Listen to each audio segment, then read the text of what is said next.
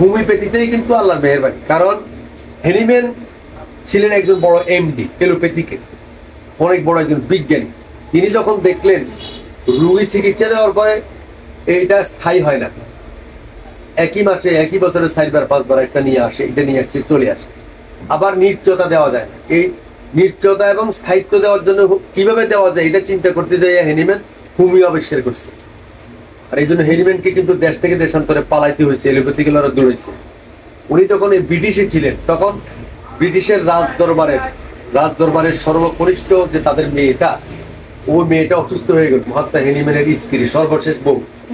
তো উনি অসুস্থ হয়ে গেলেন, ব্রিটিশের রাজদরবার, রাজার মেয়ে না, তো সারা পৃথিবীর ডাক্তার একসাথে করে দিচ্ছে, ওরা বলছে ওর চিকিৎসা হবে না, ওর মৃত্যু হবে।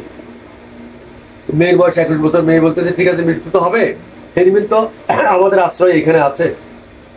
উনি এসএলএম নিচ্ছে তখন ব্রিটিশ, বলতেছে উনাকে একবার দেখান। তারা হেনিম্যানকে একবার দেখালো, হেনিম্যান একটু চিকিৎসা দিল, পরে কিছুদিনের মধ্যে উনি সুস্থ হয়ে গেল।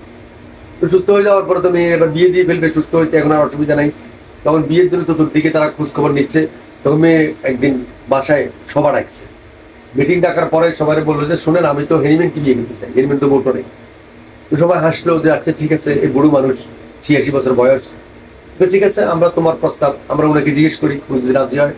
উনাকে প্রস্তাব দিল যে আপনাকে তো ম্যাডাম মেলান, উনি বিয়ে করতে চায়, উনি বিয়ে করতে চাইলে আমি তো রাজি আছি। বিয়ে হয়ে গেল, হেনিম্যান এদিকে মুসলমান হয়ে গেল, এদিকে ব্রিটিশ রাজ পরিবারে বিয়ে করলো, তারপর সংসার হলো, আলহামদুলিল্লাহ।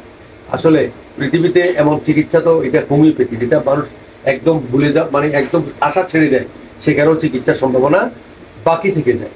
তো এই কথাগুলো এর জন্য বললাম, যদি কারো এগুলো হয়, এগুলো যদি এই জাতীয় সমস্যা হয়, মনে করার কোনো কারণ নাই যে জরায়ুটা ফেলে দিতে হবে, মনে করার কোনো কারণ নাই যে টনসিলটা ফেলে দিতে হবে, মনে করার কোনো কারণ নাই যে অপারেশন করে আপনার এই গলব্লাডারটা ফেলে দিতে হবে। গলব্লাডারটা ফেলে দিলে এটার কোনো কাজ নাই, শরীরে এটা থেকে ফাংশন আছে কিনা, এটা একটা আপনার গ্রন্থি, তো এটার কি আছে, কাজ আছে। ফেলে দেওয়ার পরে এই কাজটা কে করে? টনসিলের কাজ আছে কিনা? আছে। ফেলে দেওয়ার পরে কাজটা করে কে? কারণ এই গলব্লাডার ফেলে দিলে মানুষ মরে না, টনসিল ফেলে দিলে মানুষ মরে না।